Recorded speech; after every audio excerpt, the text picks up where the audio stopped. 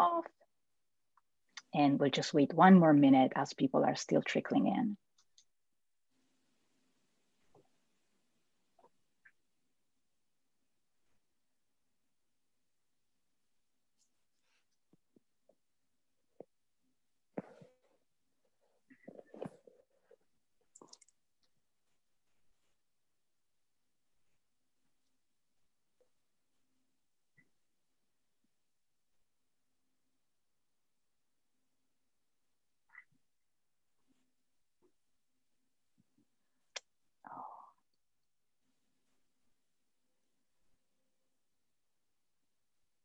Why don't we get started? Good afternoon to all our friends in the US and good evening to our friends in Israel and Europe. My name is Francesca Bregoli.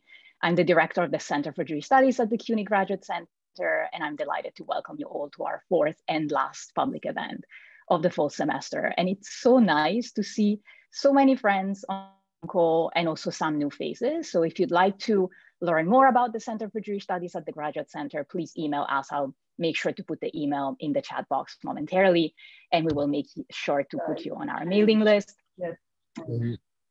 So you can get updates about our upcoming spring programs. And I also, you should be muted when you come in, but if you're unmuted, please mute yourself. Otherwise, it will echo in the meeting. You can also follow us on Facebook. So today's program will feature a book presentation by Professor Debra Kaplan, who has recently published a truly impressive book on early modern Jewish charity in German lands. And I urge you all to purchase this book and read it. And you can now take advantage of the 30% discount that Penn Press is running. I'll make sure again to post this code in the box momentarily.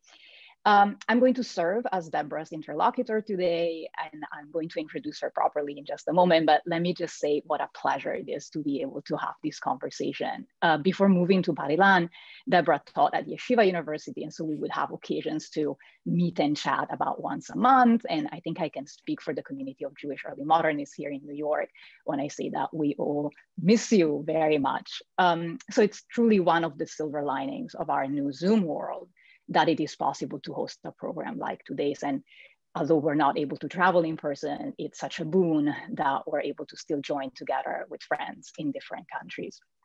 So some information about the format: we will start with an introduction by Professor Kaplan, followed by a conversation between the two of us. And towards the end of the program, there will be plenty of an opportunity to ask questions. And if you'd like to ask a question, please type question in the chat box to reserve your slot.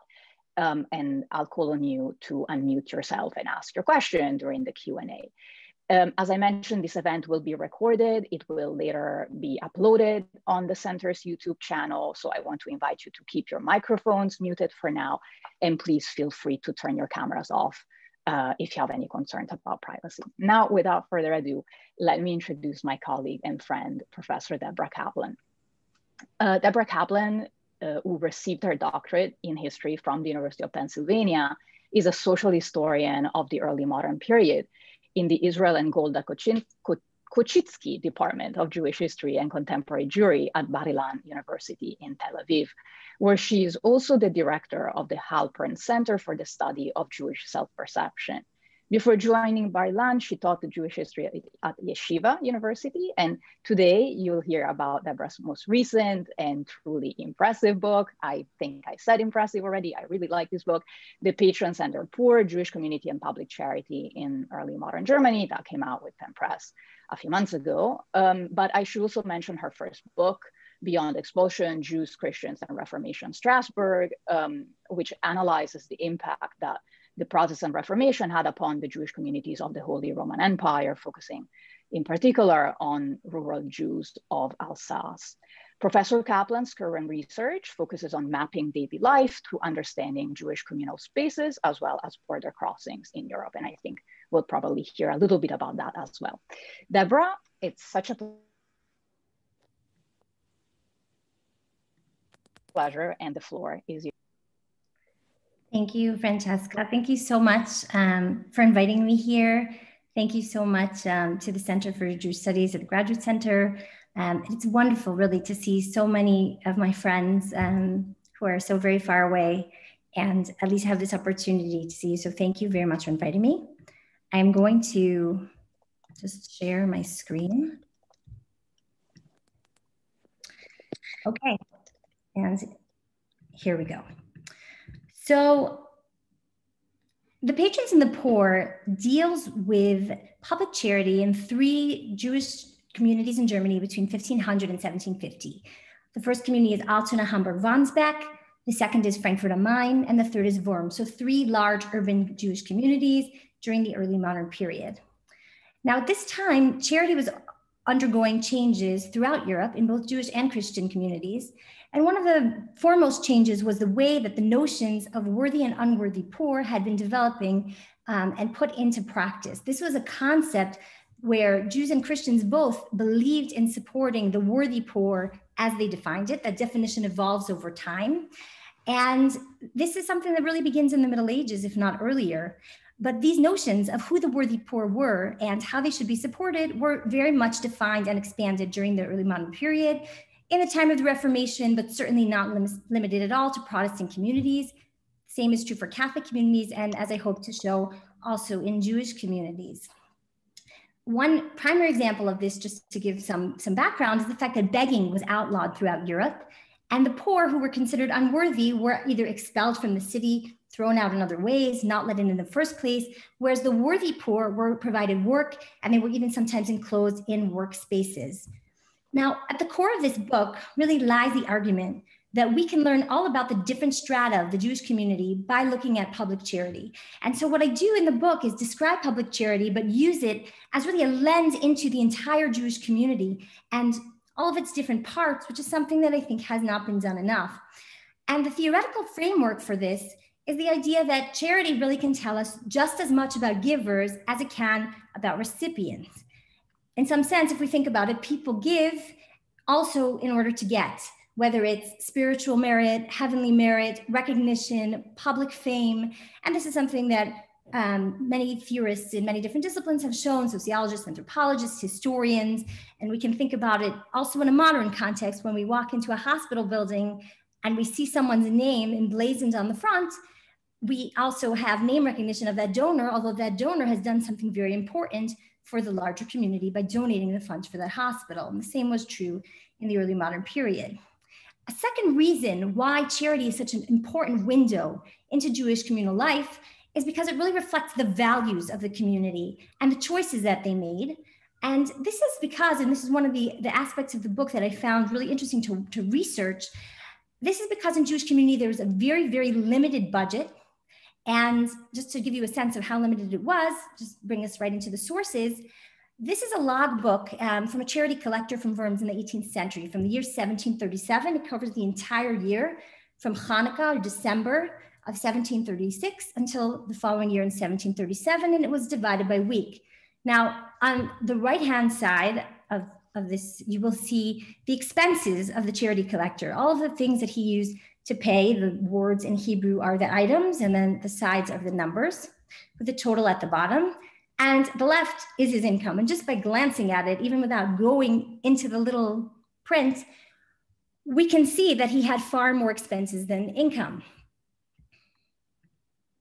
And if you look at this, I just have to move your faces along. This is a quarterly report. His income was 237 gulden, 8 batzen, and 12 pfennig. His expenses totaled 958 gulden, 14.5 batzen. And so the deficit was 721 gulden, 6 batzen, and 12 pfennig. And just to give a sense, even over a 4.5-month period, what he collected in the charity coffer only came to 99 gulden, 12 batzen, and 12 pfennig. And so even in a year, there's no way the charity collector can really collect the funds that he needs to disperse all of the money that he has. And this causes a real problem in Jewish communities. And it really led me to realize just how important charity was and how much the economic activities of the Jewish community were really, really critical.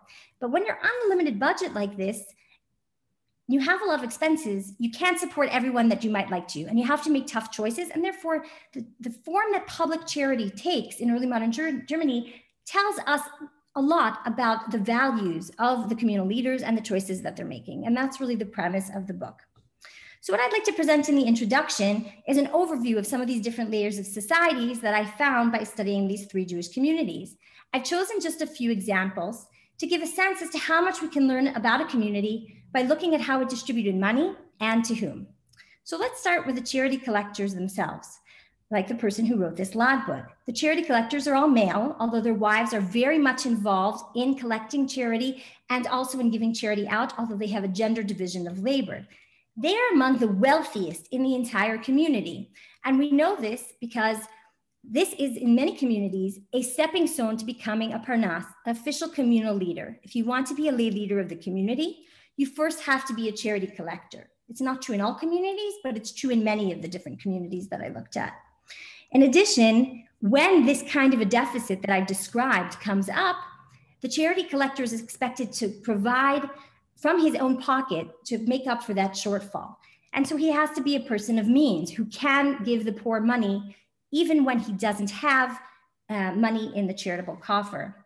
And third of all, in sort of the social realm of how important it was to be a charity collector, in 2 of the communities that I looked at, in Frankfurt and in Worms, a charity collector was expected to throw a yearly party, which was very fancy, very elaborate, and to which only the elite were invited. And so it was also a sort of social status and gives us sort of an entryway into the strata of society that we know most about, namely the wealthy elites, the wealthy, I would say, male elites.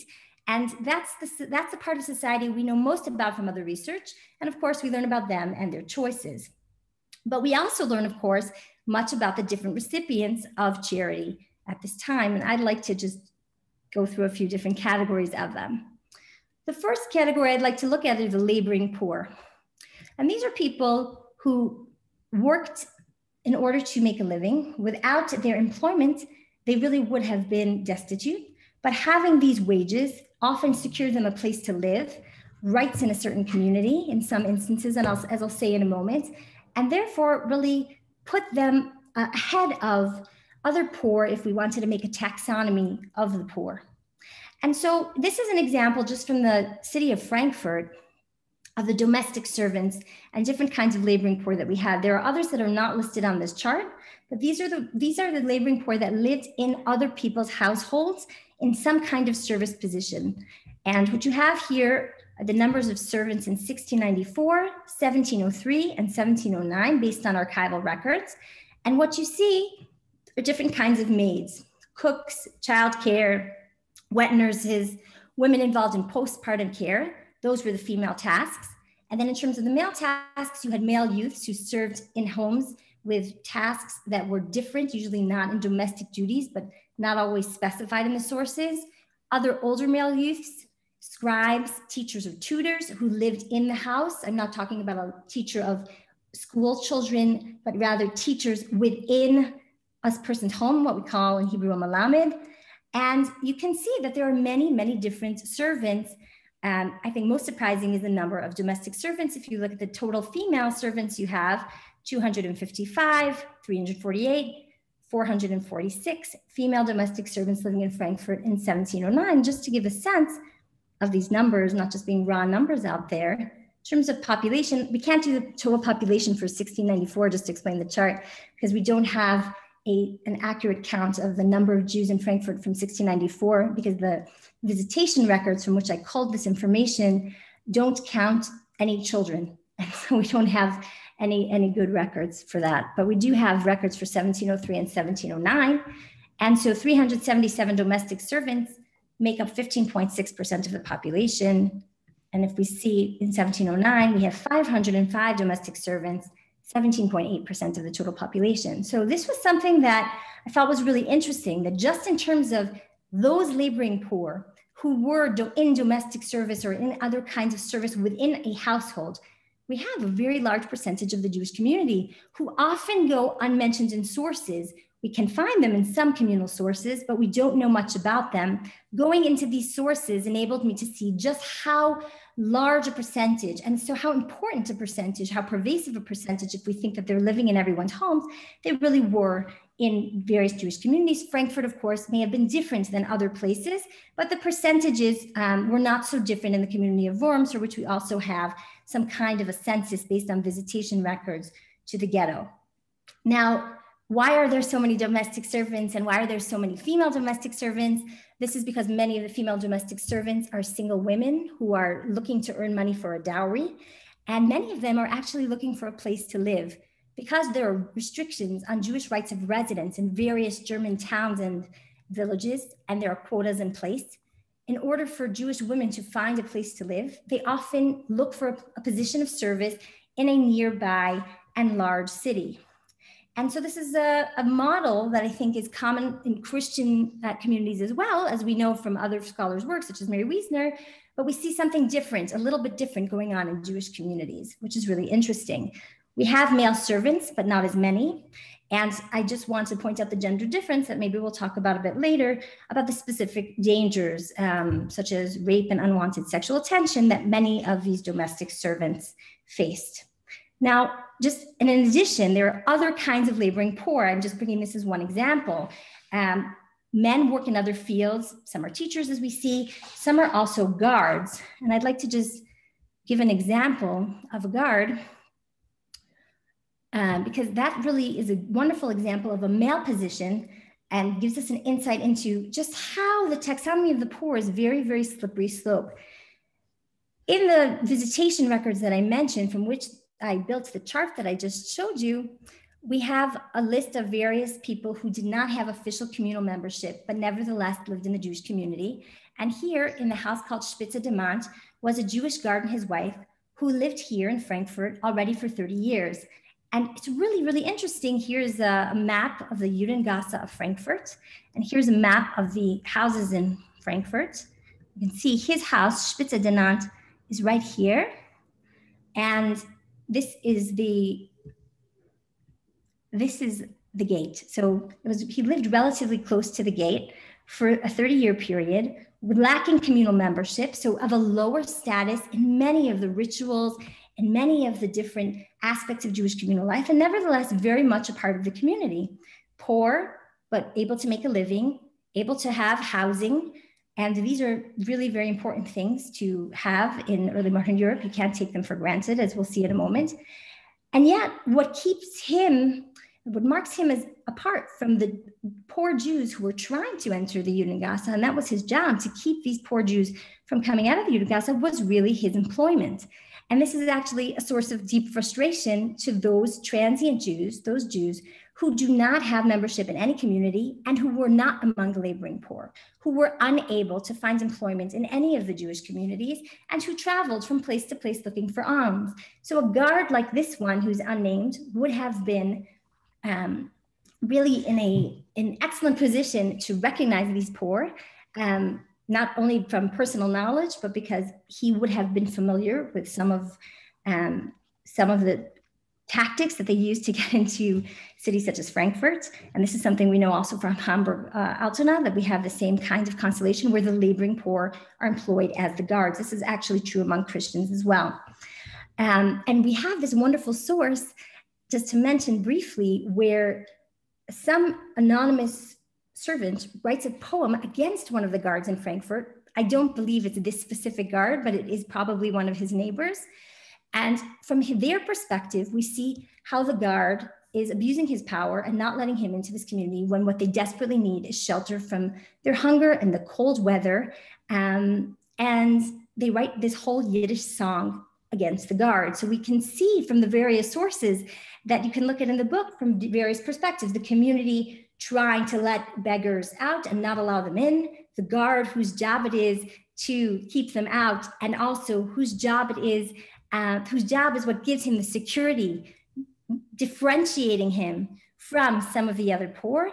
And then finally, those traveling poor who are absolutely the hardest to find in the sources, but are nevertheless there. And just to give one example, we have in some criminal court records, like this is one interrogation record that I looked at from Frankfurt, of a Jew named Reuben Ahrens, who was 30 years old and born in Hesse in the community of Jestadt, and did not have communal membership anywhere. And when he is arrested for theft and asked, how did you get in? He doesn't really answer that question, how he evaded the guard and was able to enter the Yuringasa. But what he does tell us is that he had been living inside a garden in the Yuringasa for 8 days undetected until he tried to break into someone's house.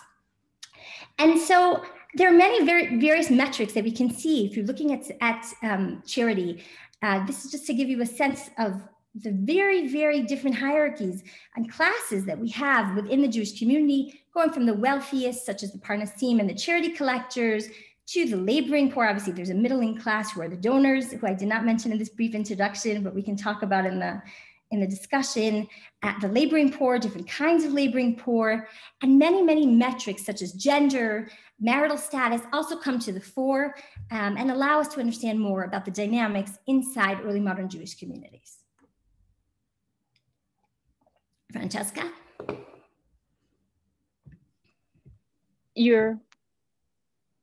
Should we start our conversation? I wasn't sure whether you're... Yeah, I'm pleasure. Yes, absolutely. Absolutely. So I actually want to start with a fairly broad question, which has to do with studying daily life.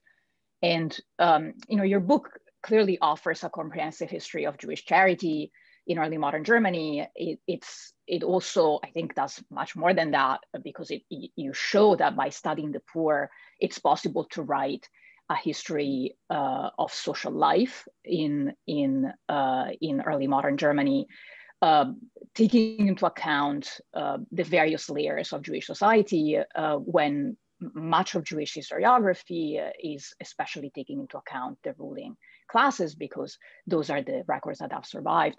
But I'm especially interested in your take in the study of daily life through the lens of charity and poor relief. What do you think can be gained in evaluating Jewish daily life, shifting our focus to the poor? So I think there are two different, if I had to choose two different things that I think are the most important about this approach, it would be not only finding out about these different Jews, because normally we say things like the ruling class and the Betel Yudin, and we don't really have a sense of who these people were, how many of them there were, or how they lived. So I think sort of broadly, what I just tried to say in the introduction was just that there are these different classes and we should be aware of them and be aware of how they interacted.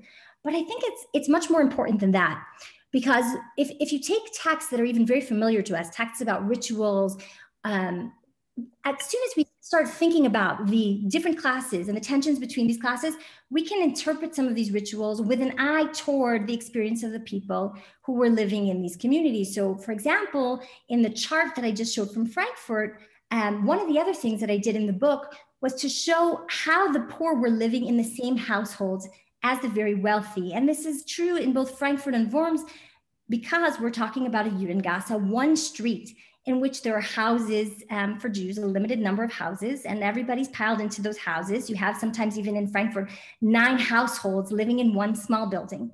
And there's no way to use space as a means to differentiate class. You can't have a bigger house. You can't have a nicer place. You can't have a better neighborhood. And so one of the things that I saw was the use of rituals and rituals of charity, whether it's giving charity on Purim or on Yom Kippur or at weddings, that took on a very, very hierarchical nature, in which preference was given to certain members of the poor, the prestige of the donors were highlighted, and you really, really see how they sought to address issues of class through other means. And these are rituals that we know about, but I think without thinking about how the interactions between the rich and the poor happened and where they happened, it's harder to understand the significance of some of these gestures and some of the structure of some of these charitable rituals. So I want to pick up on issues of class that you just mentioned, and I don't think I'm exaggerating when I say that your book shows that the entire economy of the community revolves around questions of charity. And you show so well the extent to which, for instance, taxation and charity are intertwined. So few scholars go and study taxation records, and you've done that, and you're really teaching us so much about how, again, taxing and charity go hand in hand. So I'm curious about this approach, and which to me is a materialist approach. It's the approach of an economic historian to the study of Jewish life. And it seems to me a very important corrective, a very timely corrective to studies of Jewish social life, that don't fully consider that Jews were economic beings after all. And in recent, in the recent 15 years, Jewish history has seen a return to questions of revolving around the economy, which were taboo for so long after the Second World War. So I wonder if you see your book as being in dialogue with, or as being a contribution to the recent economic turn in Jewish history, and again, what you think we can learn by being a bit more quote unquote materialist in our approaches to the study of the Jewish past. So when I began this project, I didn't intend it to be part of the economic turn, although I've certainly always dealt with economic sources in my first book as well. And I think when I started the research and I worked in the archives reading first Communal logbooks, Pinkasei Kahal, I saw how important money was, and I saw how important charity was. And the more I got into it, the more I really saw, as you said, I don't think we can understand Jewish communal life without understanding the money. And here, the money is, as you said, the overlap between taxes and charity. So the charity collectors are responsible for things that we in our modern lives would not consider to be charity, such as when the window's broken in the synagogue, the charity collector has to pay to fix that. And the tax collector is doing all kinds of things that we would think of as charity, such as collecting vouchers to feed the poor. So there's an overlap between taxes and charity in many ways, and much charity in the early modern period is absolutely obligatory and mandatory. And so it functions as a tax. If you're in a certain economic bracket, or you have certain rights of communal membership, you are taxed to give charity. You can also be fined to pay something to the charity fund if you transgress any of the communal enactments. So I think that if I go back to the slide that I showed about the limited budget that the community has, the community needs money. They have to pay a lot of taxes to the Christian authorities. They have a tremendous amount of expenses. There are many poor people coming to them for aid inside the community, outside the community. And what they need more than anything else really is money. And I do think that a return to this does enable us to think differently again about sources of different types, not just the economics, not just how the community works and functions, which I think all in their own right are subjects that should be studied, but even things like the policies in a synagogue. You see all kinds of enactments about how much different people have to pay for honors in the synagogue, or who can get honors in the synagogue. And on the one hand, it is an expression of social status, but when you look closely at the economic records alongside some of these other communal records, you see that the impetus for this is to raise money for the charity fund. And then you start seeing how different communities strategize about doing that and what methods they use. And we can get insights into what seem like enactments about social issues, but really are also having a very important economic component. So I am a big advocate of looking at the money, and I think it's really critical to understanding what's going on in these Jewish communities. I absolutely agree. So we touched a little bit on daily life. We touched a little bit on the role of the economy, and you started telling us about taxation and charity, which is such a cool, interesting theme that you follow throughout the book. But there's another pole, I think, to your work, which has to do with the extent to which Jewish charity is embedded within the broader context of the German Christian society. And I know that in your work, you've often referred to this sort of school of historiography, this trend in historiography known as entangled history. And you show in this book how entangled Jewish charity and Christian charity are. So can you tell us a little bit more, right, for those of us that may not be familiar with this concept of entangled history, entangled histories? How did it inform your work, if it did?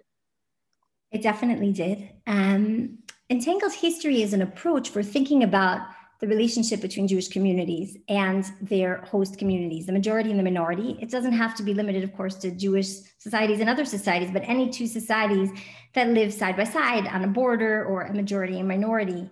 And entangled history looks at each history on its own, but also notes where they become enmeshed in various ways.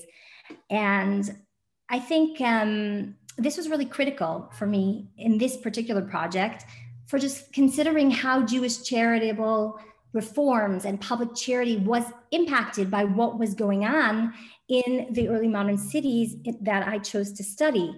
In some sense, the topic of looking at early modern charity is an early modern topic. It starts as an outgrowth of, we look at the historiography of the Reformation and how Protestant communities reformed charity. And then scholars like Brian Pullen showed that the same kinds of dynamics are apparent in Catholic communities in Italy and elsewhere in Spain. And it became a consensus that something is going on with charity in the early modern world. And yet nobody looked at what's happening to Jewish charity in the early modern world. So in some sense of the question, the research question comes from entanglement, assuming that something must have happened to Jewish charity in the early modern world, because of course, Jews are living in early modern cities. And so my methodological approach was to look not only at the kinds of logbooks that I showed in the slideshow, but also at policies about begging in Frankfurt, in Hamburg, and in Worms. And what I saw in all of these forays into these different archives were very strong parallels where the sources are really in dialogue with one another. And so I could see a Senate meeting in Hamburg where begging was outlawed, and then a takana in a Jewish logbook a week later explaining that begging was going to be outlawed in the Jewish community, sometimes with explicit references to the Senate, sometimes without those explicit references. But of course, the Jews are living in these cities. And so it's not just a question of zeitgeist or shared values, which of course that's also happening, but it's about a city. If a city doesn't want any poor beggars inside, it also doesn't want any Jewish poor beggars inside, and the Jewish community has to address that. And so it's very much at the core of this project. There's something else that is really early modern about your project, right? It's a project about early modern charity, but you're also looking at specifically early modern sources. So I'd like to ask a few questions about the sources that you're using, and you showed some of them in the PowerPoint before, because some of the most relevant sources that you're using come from the increasing paper trail, like the increasing bureaucracy that is getting more and more elaborate in early modern Jewish communities, and of course in early modern non-Jewish communities as well.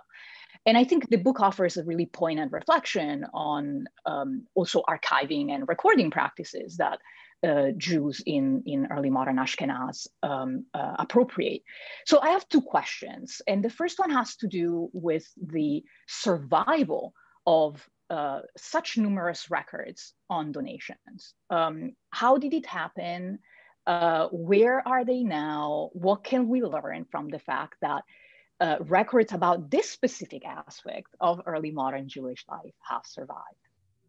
Why were they so important that they were preserved? So it's interesting because so much on the one hand has been preserved, and yet there are many other logbooks. So for example, the logbooks that I showed of the charity collector, we should have hundreds of logbooks because there's one for every year, and we have one. The records are in different places. Some of them are in the Central Archives for the History of Jewish People in Jerusalem.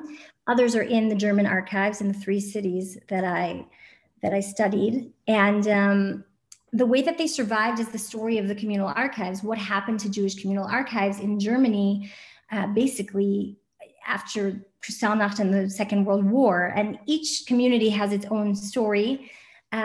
Sometimes an archivist from the municipality guarded over the Jewish communal documents, and then some of them were sent to Israel and some of them were kept in Germany in terms of litigations or settlements before litigation about what should happen to Jewish communal archives.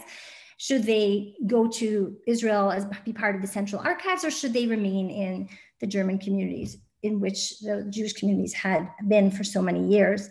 And other records survived with private individuals smuggling them out during the war. But because this is Germany, this is really how most of them survived. And we have interesting pieces of them. We have the most complete collection from Altona-Hamburg-Wandsbek, which has just the most remarkable holdings of the Jewish community, pinkasim of almost every type. And in Frankfurt, we had fewer documents from the charity collectors themselves, but many, many documents from the community, and a pinkas kahal that's about 500 folios. And in Worms, we have much of the communal archive split among both archives. And so we are lucky to have enough data pieced together, of course, with that comparative piece that I had just mentioned, that entangled piece of very, very intense record keeping that's happening in both Jewish and Christian communities at this time. And so in some sense, the abundance allowed for some to survive, even though there's much more that has not survived.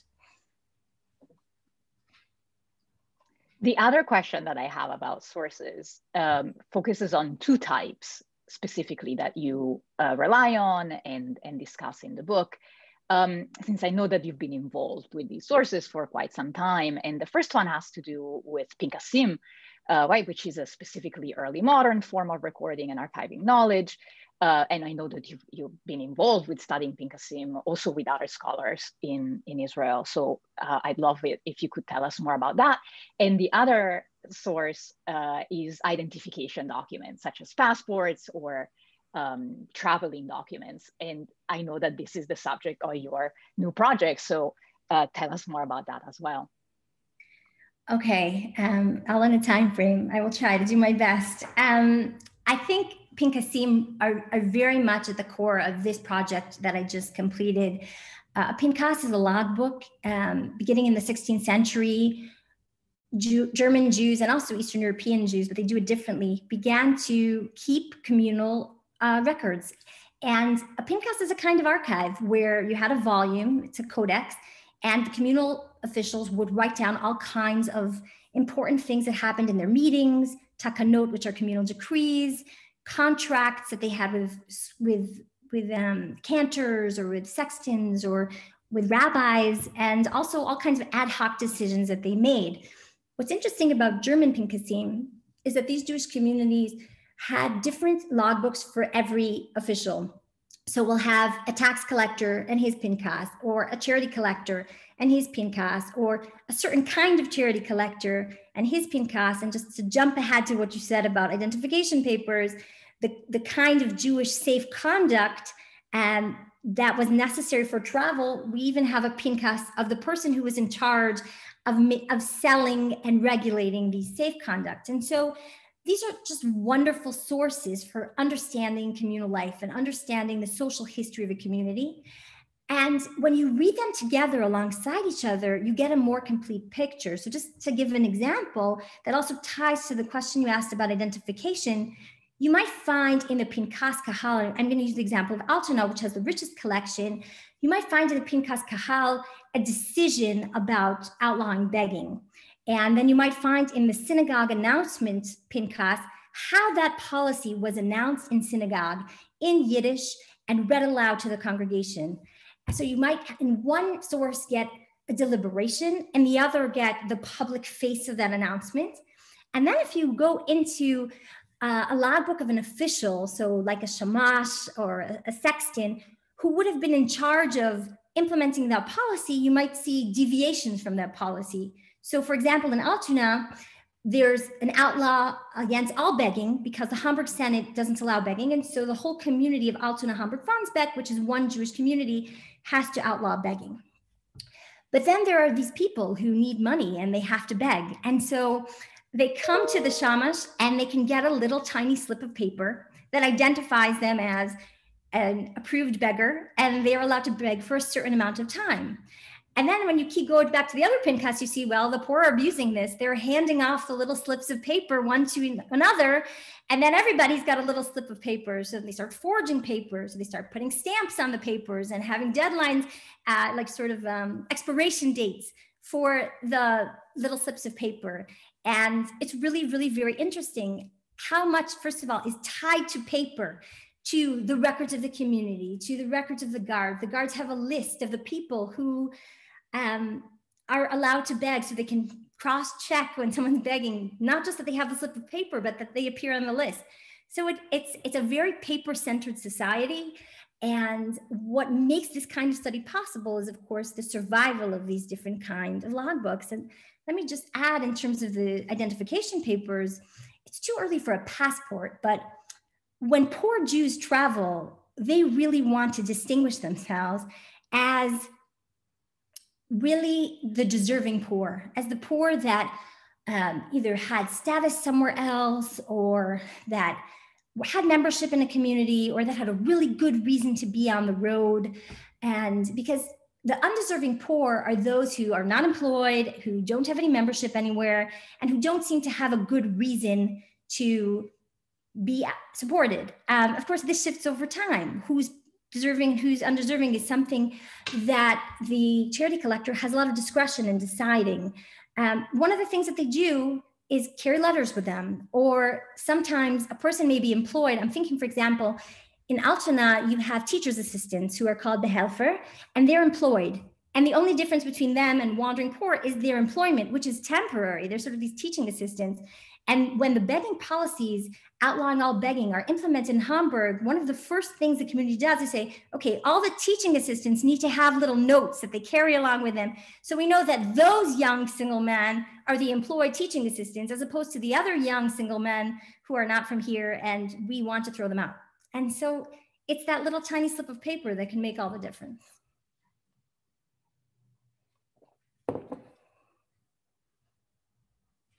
Muted. You just mentioned young single men. Let's talk a little bit about young single women, right? Because gender is also a really important element in the book, both in terms of your investigation of gender-based giving, so women that give either on behalf of their husbands who died, or they give to other women specifically, and of giving that is supposed to benefit women. Poor women. I was really fascinated by your section on charity specifically devised to poor pregnant women, poor birthing mothers. Can you tell us a little bit more about the ways in which gender influenced early modern Jewish communities in their donation pattern and decision? So I think that gender is really, next to class, which is obviously what I'm looking at in this book, gender is the most important variable that we could talk about. And we see it both among the poor and among the donating class. For the poor, gender is something that is transformative of your experience, and it could be for positive or for negative. I mentioned earlier that female domestic servants really face dangers that male domestic servants, to the best of our knowledge and to the sources that we have, did not, certainly not as frequently, which is rape and unwanted sexual attention, and certainly pregnancy. And a pregnant single domestic servant who lacked communal membership was just an utter outcast, because she and her child would really have nowhere to go. She would lose her job, and she in some of these communities would have been thrown out of the community altogether and not necessarily employable somewhere else. And her reputation would, in some cases, precede her in some of these communities, which had a very long reach. And that is something, that I think is really critical to understand. By the same token, and it seems almost contradictory to what I just said, while she was pregnant, or while she was at the moment of delivery, a woman who was poor would have gotten communal care. Nobody was leaving a pregnant woman out to deliver her baby on her own. And so single pregnant mothers and married pregnant mothers who were, well, not pregnant mothers, delivering mothers who were about to be, were cared for by the community. In the hospice, communally paid midwives delivered their babies, cared for them. They often got postpartum care there for several weeks, and food, sometimes also food and money to move onward. But at that moment where the baby was born, they did get care. And this is the same in Christian communities as well. If you think of Amsterdam, it was famous for many single pregnant women came to deliver babies in the almshouse or the guest house, and then left their babies in one of Amsterdam's institutions to seek work and usually never to come back. So I think gender really it really impacts the experience of the poor. And as you said, gender is a really important variable among the donating class as well. We see women donating to women. The example that I bring in the book is women giving gifts to Jewish women in the Holy Land. We have several different examples of that from different Jewish communities. And some of the poor women would specifically approach women for support. And we also see something else happening in the records, which is that female gifts during this time and over the course of the period, especially in the 17th and 18th century, become subsumed under family gifts. And the active role that women play in donating is sometimes erased from the records. And just to give one example, although I could bring many, in the gifts to the Holy Land, you see an official part of a logbook where almost all of the gifts are recorded as male, except for some wealthy widows. And then when you turn to the messy part of the logbook, which is always where the meat is, where we see who actually brought the money to the charity collector.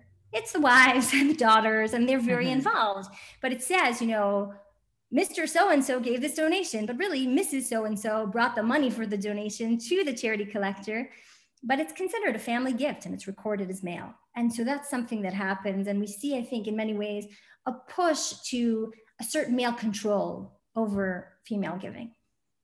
That's right. That's right. Yes, you have a whole, you explain really well how over time gifting becomes really a family affair rather than an individual affair, and women sort of get left out of the record because of this trend.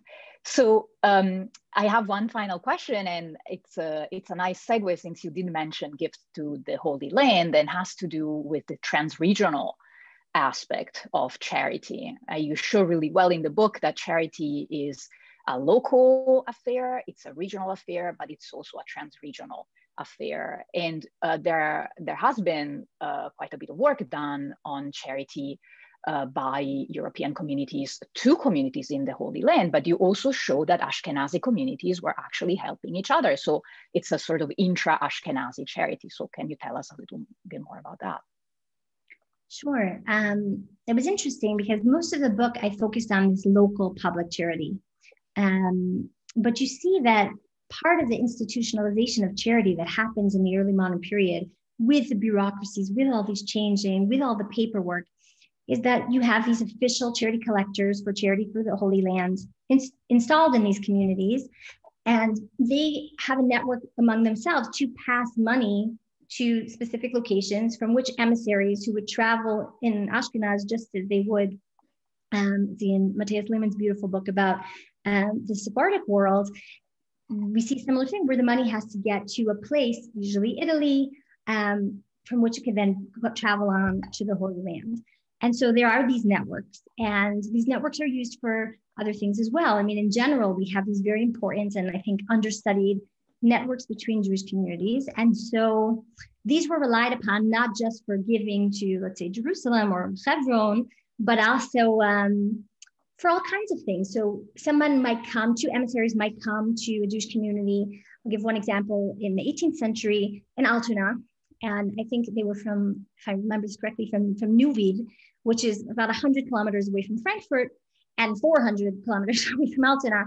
And they don't know in Altona, are these just two guys asking for money for their synagogue? Or are these really charity collectors? And they take out their letter, which shows that the Frankfurt charity collectors who were in contact all the time with the Altona collectors had signed, and they said, well, they really must know them if they gave the money. So if they gave the money, we'll give the money. And so you have these traveling emissaries who would bring with them letters to different communities. And one of the interesting things that we know is that communities sometimes had, if we go back to records, they have these books of rabbinic signatures.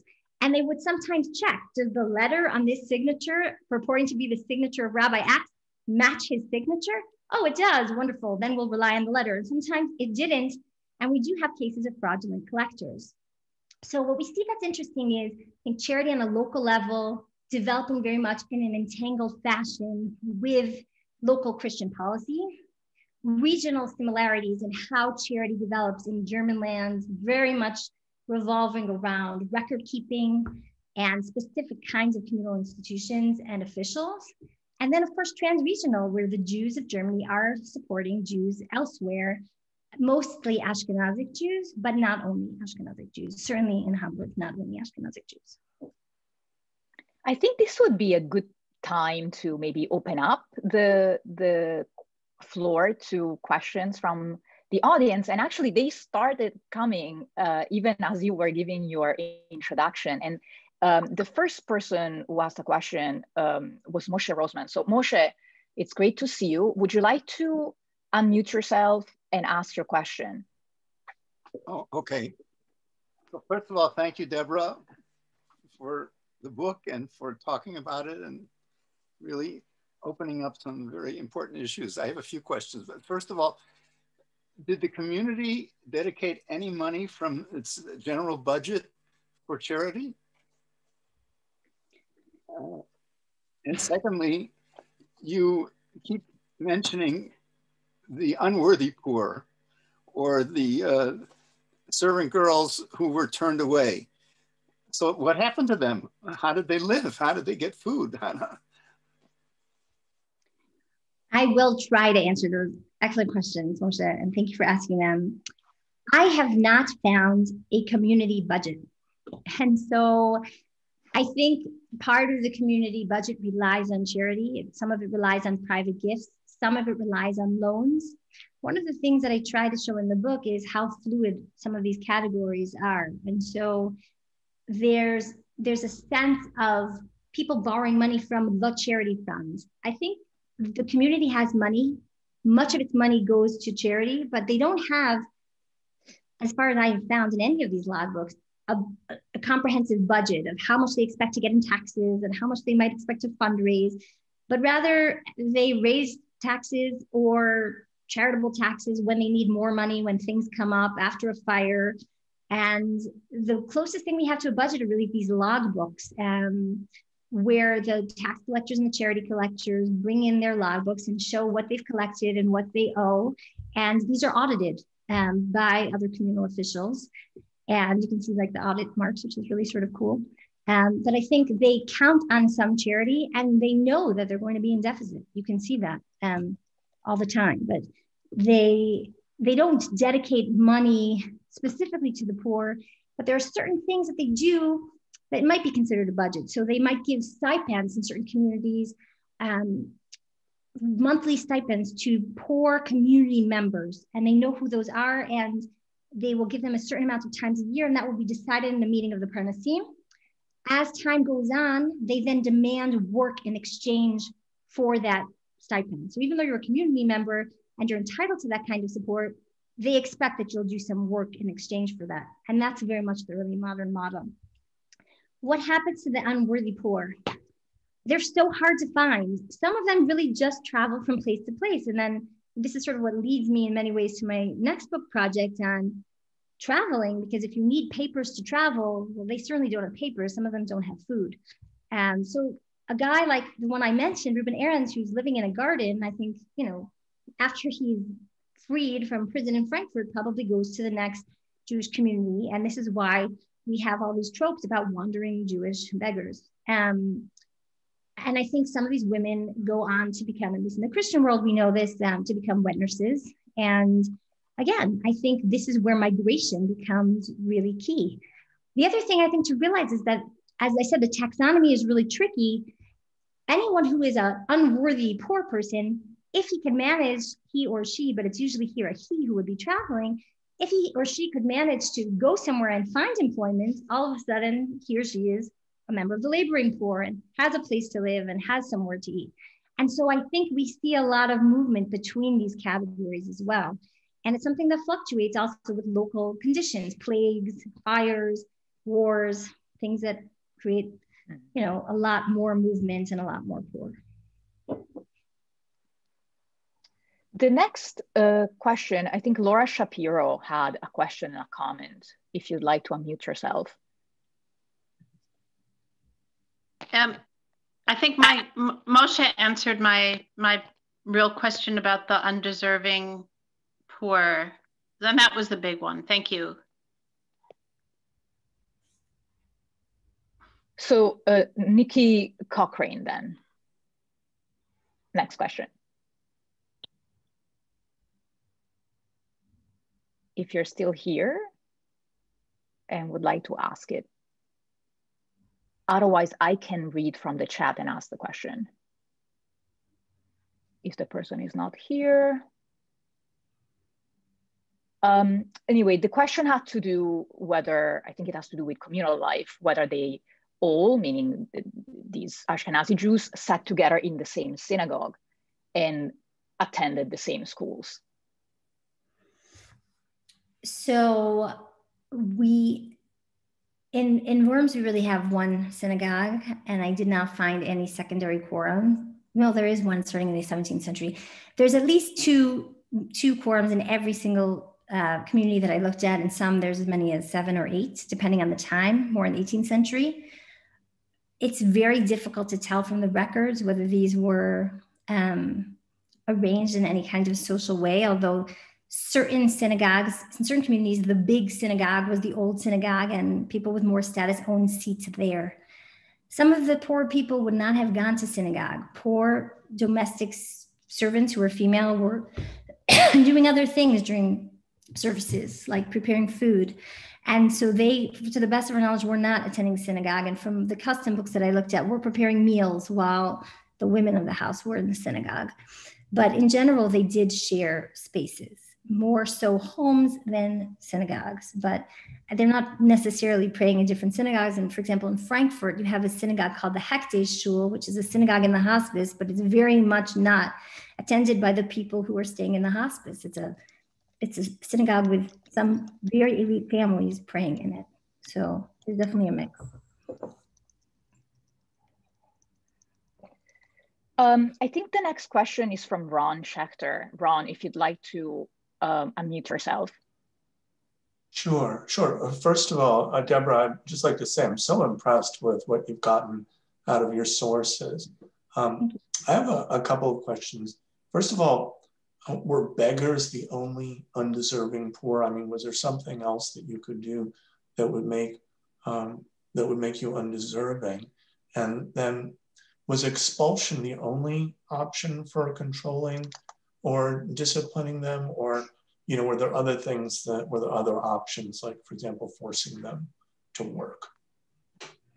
So it's interesting because I've been somewhat vague in this talk about what is the worthy, who are the worthy poor and who are the unworthy poor. And this is not just because the idea shifts, but because what we see when we look at the log books of the charity collectors is that there's a great deal of discretion. So even some people that may be theoretically defined as unworthy poor, let's say a beggar, would sometimes get support. And this would be justified by the charity collector would say, this beggar who I decided was worthy, and the word worthy would be used, hagun in Hebrew.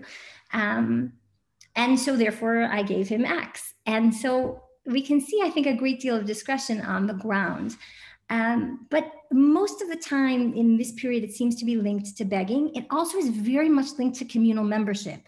A person who had no communal membership anywhere and no job anywhere was suspicious. Now that person would often be begging, but that's who would be more suspicious. As soon as someone could vouch for you or could put you into a category, it made you less suspicious. Now I want to be clear, the discretion only could go so far because the budget is limited. So sometimes someone could be pretty worthy or seem worthy and may not receive support.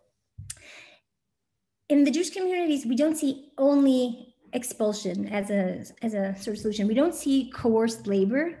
I would say the laboring poor that we see really all become worthy members of the poor because they then have a place to live.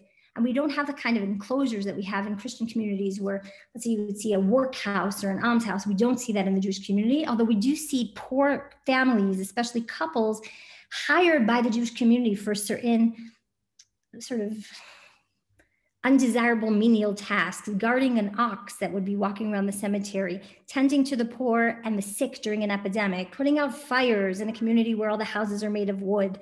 These are the jobs that people would be hired for, and they would be given a room to live in and no communal membership. So we see that.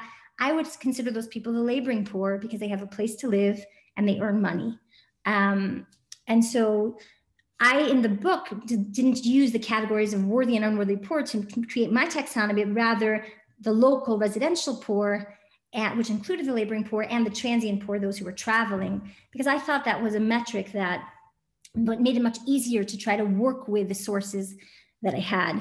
What we do see the Jewish communities doing is also not allowing some of these poor into the communities at all. So keeping them out of the gates means you don't have to throw them out. And the other thing that we see them doing, and I saw this particularly in Worms, I think it happens elsewhere too, because it happens in Amsterdam. I just think it's a question of where the records survive, to go back to what Francesca had said about the records. And this is that sometimes someone can come, they can stay for X number of days, and then they're given food and money to move on.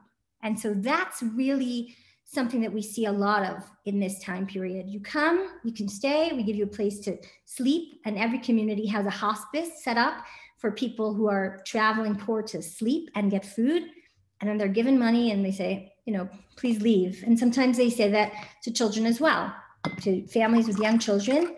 The ones who are permitted to stay are ones who either have a job or who are about to give birth. Those people can stay for a longer time. I think the next question, I see a person with a raised hand, Maury Harris. If you'd like to unmute yourself and ask your question. I'm an economist, so this is the type of question that I have. It seems to me that most of the charity was going to servants. And here's my question. The affluent had the servants, and the affluent are also giving to charity. Do you have any thoughts about why didn't they just pay them more in the first place? In other words, if they were going to put out a certain amount of money either to wages to my servant or to charity, why not just pay them more?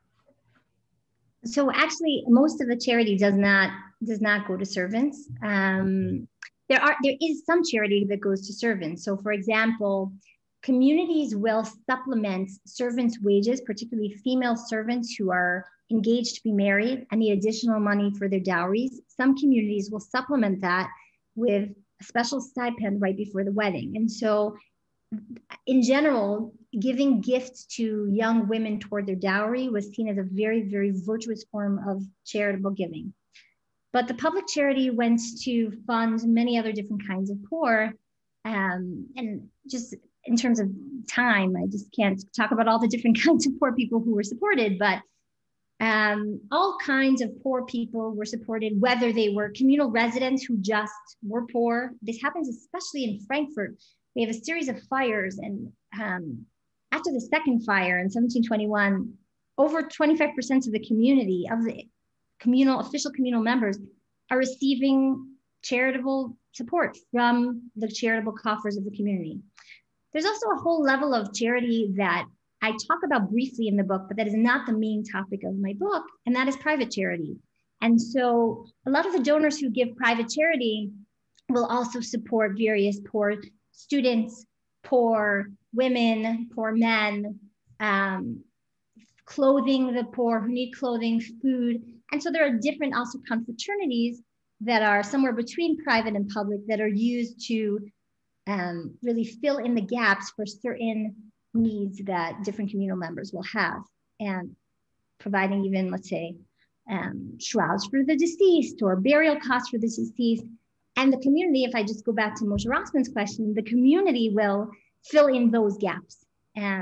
So really, it's many things are not budgeted for, but come up on an ad hoc basis. Somebody dies, no one's there to pay for their burial. The community is going to pay for their burial, but they can only do that so many times until they need to raise more funding. But I'm sorry if I was unclear. The servants are not the main recipients of charity. They were just the example I used to illustrate one type of laboring poor in these Jewish communities. Thank you for clearing that up. Sure. Thanks for your question. The next question is from Anne Albert. Hi, Anne. Debra, I'm so happy to see you. Congratulations on the book. I am so excited to read it. I would already be reading it because we go way back, but also just from hearing this talk this afternoon, there is so much that I feel like is so generative for my own work and for the field. And so I'm really excited about that. Congratulations. My question is, you'll forgive me if it's like far afield from what you're actually trying to do. And it's really a matter of curiosity about how things worked. I'm wondering about homelessness. So you've talked about different kinds of lack, right? Maybe the lack of money or the lack of food or the lack of like a place to stay for a night. You just mentioned in terms of the hospice, the lack of communal status, which is communal membership, which is status. You've talked about the lack of a job, right? But I'm really wondering whether there are people who are more or less permanently located within a given community who don't have a place to sleep, or for whom this is a problem. And if not, why is that? How does it work out that domicile is not an issue in the way that, you know, we're familiar with homelessness or being unhoused exists today? And how would somebody going through a crisis of poverty make sure that they remained housed? I think homelessness is a problem in the early modern period. I think it's very, very difficult to trace. Now, having an institution like the Hektish, the communal hospice, makes it a bit easier because people can go there and sleep there at least for a certain period of time. And one of the things that's frustrating is we don't have a Pinkas of a Hektish. We have Takanot of a Hektish. We have references to people who were born in a Hektish, people who died in a Hektish. But it's hard to sometimes find people who lived in a Hektish. And even the hospice changes over time. So in a place like Frankfurt, it starts in the 15th century as a place housing the infirm community members. And by the 18th century, it's a place that provides lodging and care only to far and poor. So to try to get at this, I would say, if lots of Jewish communities have these institutions where people who would be homeless could come and stay and sleep and then maybe look for employment and then move on until they found that employment, that may be one of the reasons that we don't have tremendous homelessness. At the same time, homelessness is something that's really difficult to find in the sources.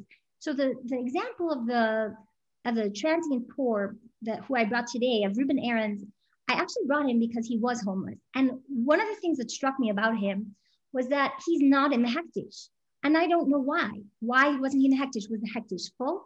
Was there no room? Was he considered too undesirable for that Hektish? But he's living in a garden for 8 days and is obviously very desperate because he tries to break into someone's house and then gets caught. And if you're living in a garden for 8 days and it was not July, it was April. And so it might be reasonably warm outside, but it's not summer. So you can say, well, the Hektish was uncomfortable, so he chose to live in a garden. I think that's cluing us into the fact that there are people like this, and we find them in the criminal records. And so we don't get that sense of what their life is like or where they're living or what they're doing on the road. But I have a sense that is something that's going on. And in the poem that I mentioned earlier, the Yiddish poem written from the perspective of the poor about the mean gatekeeper who won't let them in, they talk about having ripped clothing and being out in the thunder and being out and exposed to the elements and that they're freezing. And one of the things that's really, really interesting that I wish I could have found more about was that they say the Christians want to take us in and care for us, and these Jews won't even let us into their ghetto. Now, there are all kinds of rules about this, but I think there's also the question of, giving across the confessional divide, which I think definitely happens. We see Jews supporting Christian poor, and I think we see Christians supporting Jewish poor. And Yaakov Guggenheim has this article about Jews going to churches and getting a meal and going to convert in order to find some kind of, I don't know if it's domicile, but some kind of support. And so I think those marginal people are hardest to find, but they certainly exist. Thank you. Thank you. The next question is from Matthias Lehmann. Hi, thank you, Deborah, for this wonderful book and for the wonderful talk. So I have two questions. First of all, in the 19th century, right, there's increasingly sort of a trend to provide loans, or what we call today, I guess, microloans to the poor, or the working poor in particular. Is there anything of that sort that you've seen in the 18th century or even earlier, any precedents for that? And the second question, I guess, not surprisingly, it's a question about Sephardic Jews. So Altona-Hamburg-Wandsbek, famously, right, I mean, the Sephardic community is very protective of its own poor and doesn't really want to give money to the Ashkenazi poor and so on. At least that's that's the story that historians tell. How does that look from the perspective of the archives that you have looked at? Is there anything about the the relations with the Spanish community, the Sephardic community? Is there any kind of competition or cooperation, or they're basically really sort of two universes that operate side by side? Those are great questions. I did not find anything like a microloan. We find employment of poor Jews by the community, but I don't see any loans. The only thing that I would say, maybe we see something a little bit in that direction, is that a person can borrow money, and we see this a lot in Worms. A person can borrow money from the community chest for various things. And so is that exactly a microloan? I don't know, it might be a stretch to call it that, but we do see somebody being able to approach a charity collector and saying, I need X, and then borrow money and then repay the charity fund. So that's something that I think even goes back to the Middle Ages. We have some examples of that in Responsa. Now, in terms of the Sephardic Jewish community in Altona, the records really don't mention the Sephardic community much. We actually see them most in a subject that you are expert in, which is Charity to the Land of Israel, where sometimes they'll mention emissaries who came to see the Sephardic community and also approach the Ashkenazic community for support.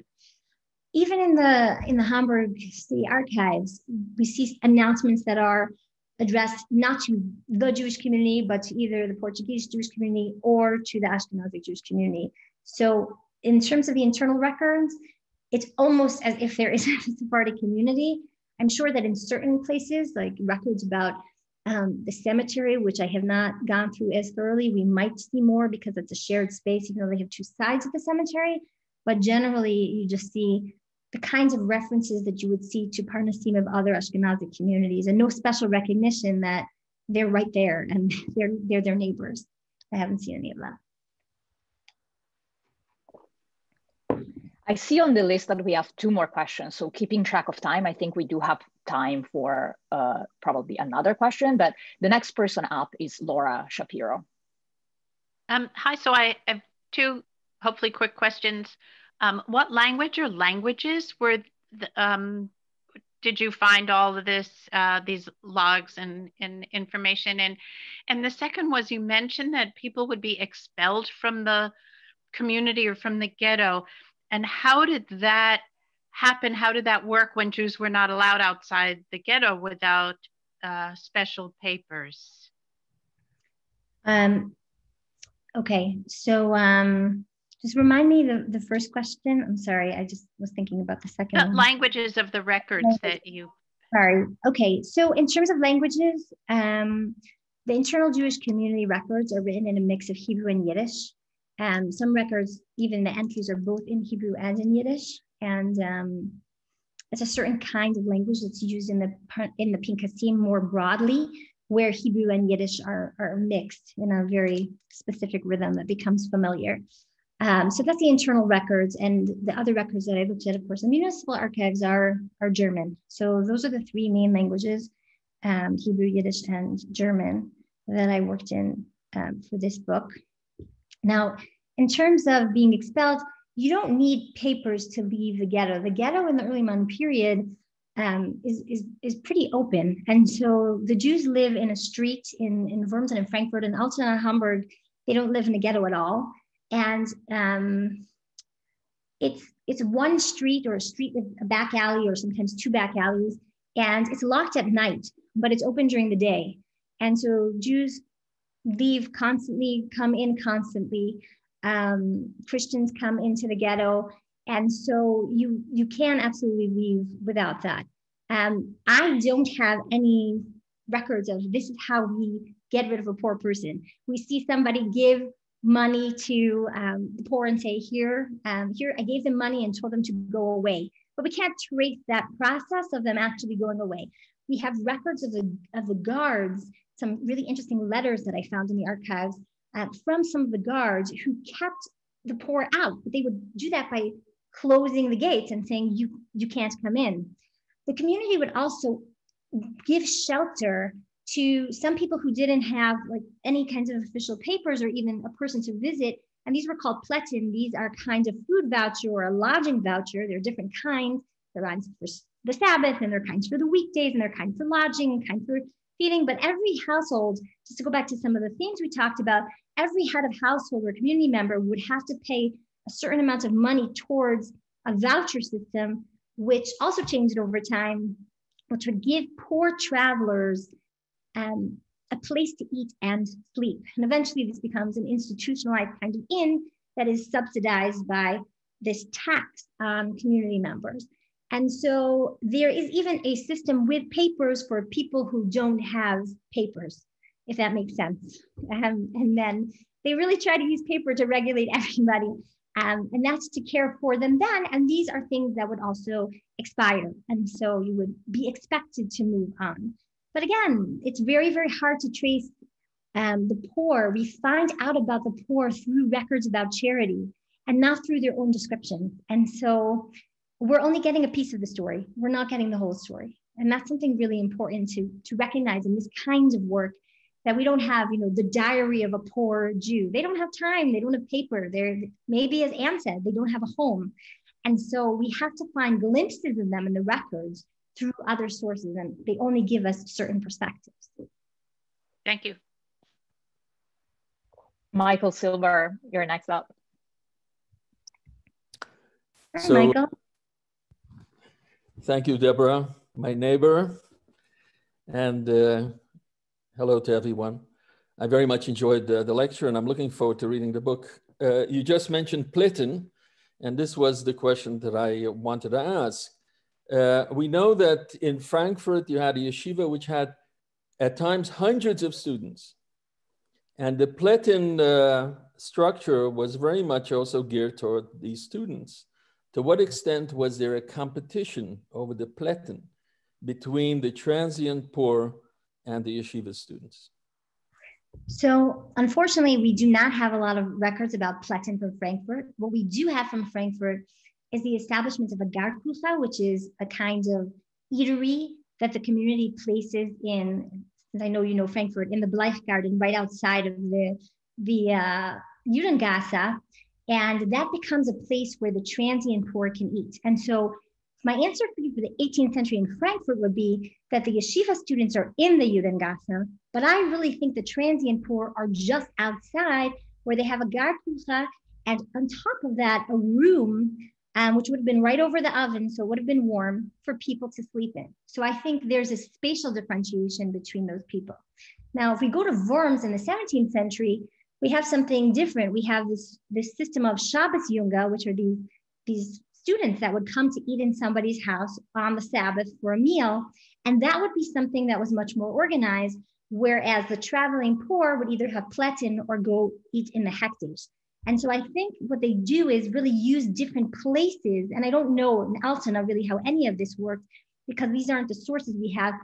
In Altona, the archives have lists of who paid the Plitten tax, but not who received the Plitten. So I only have it from the flipped angle. But I think from what I've seen in the other two communities, it's really a spatial differentiation. And I think it would have been a budgetary one as well. The other thing that I would say is that in certain wills, we see a lot of support going towards the yeshiva students. And in Frankfurt, you even have special Gabaim who support them. We have the Talmud Torah Gabaim who support only really learning Torah for the young men. And so there are different funds that are going to be allocated in different directions. But again, we're still talking about a limited budget. So I'm not saying there was no competition, but there are different, I think, institutional frameworks for dealing for these different kinds of people who would have needed support.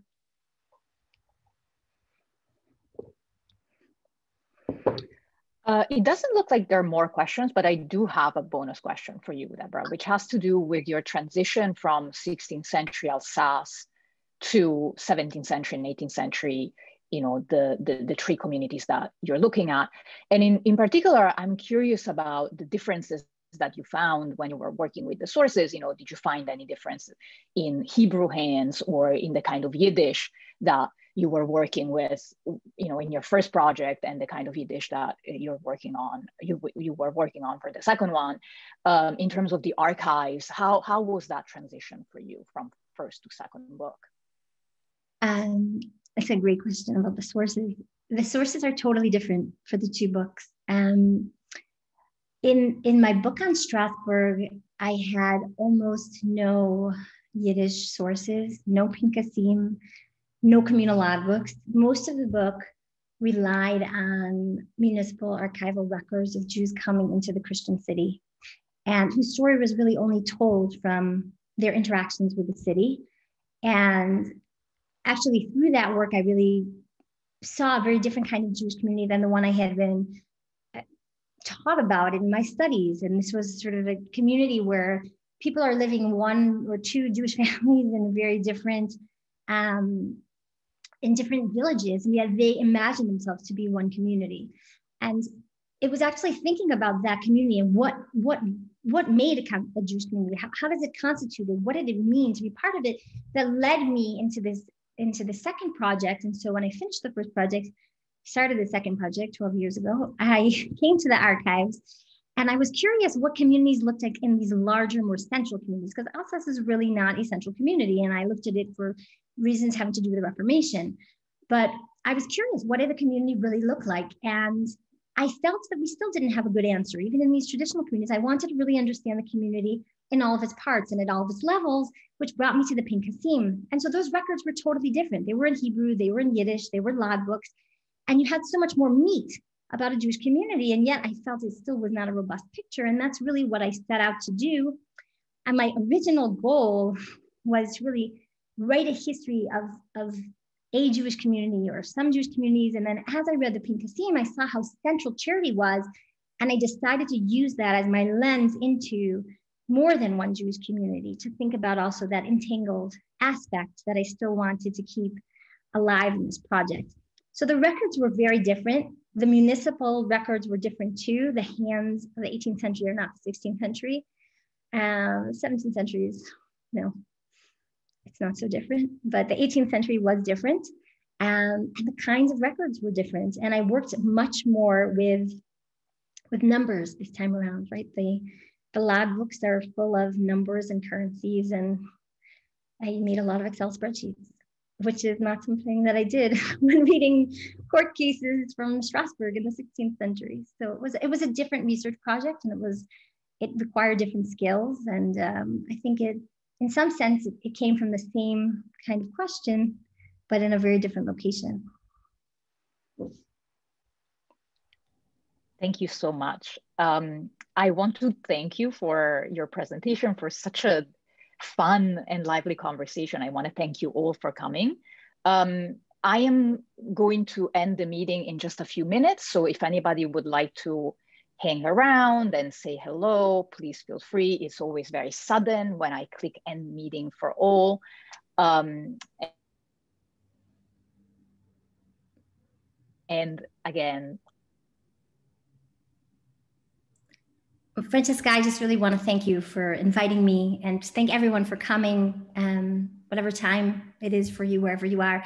It's really so nice to see so many friends and colleagues who I don't get to see from being cooped up in my house. Thank you all for coming and participating. It's really